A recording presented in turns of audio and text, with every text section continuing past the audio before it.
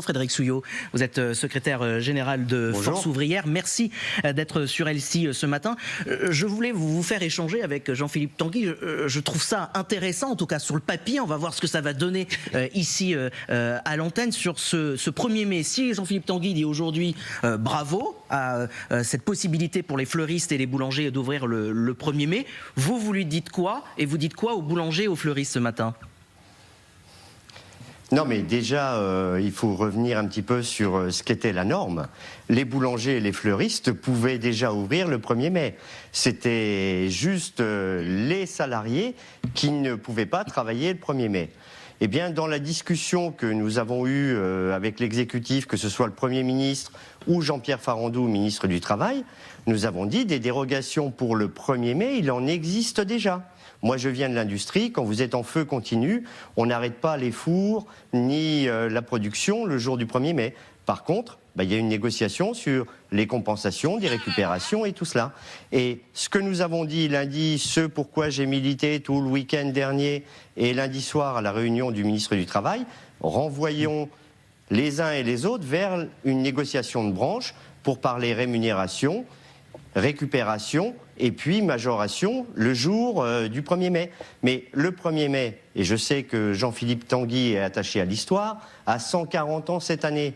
Eh bien, l'année des 140 ans du 1er mai, vouloir le remettre en cause directement au niveau du Parlement, je pense que c'était peut-être pas la priorité parlementaire de l'année. Vous remettez tout ça en cause, Jean-Philippe Tanguy, pas une priorité? Non, mais nous, au tout début, on avait dit qu'on pouvait trouver une solution avec les partenaires sociaux. Donc c'est parce qu'il n'y avait pas cette solution qu'il y avait cette loi. D'ailleurs, vous regrettiez que les syndicats n'aient... Non, mais moi, je trouve que la solution qui a été trouvée est très bien. Moi, je ne polémique pas pour polémiquer. Donc moi, je suis d'accord avec ce qui a été dit.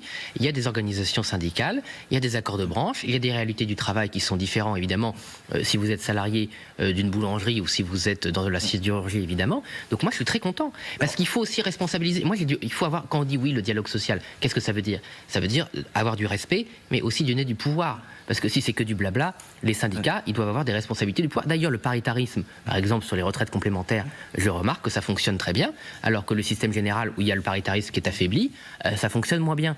Donc il n'y a pas une guerre entre l'économie et les syndicats. Il y a une, responsabiliser tout le monde et donner des vrais droits.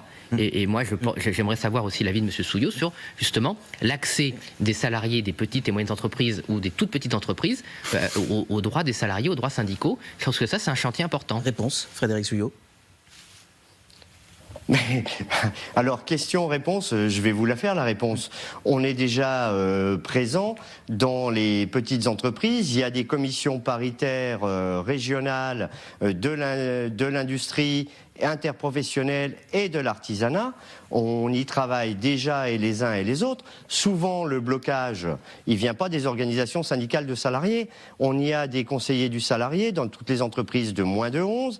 Et ce que l'on veut, nous, c'est la pratique contractuelle et conventionnelle, c'est l'ADN de Force Ouvrière. Comment est-ce qu'on arrive à négocier dans les branches? Comment est-ce qu'on trouve des accords?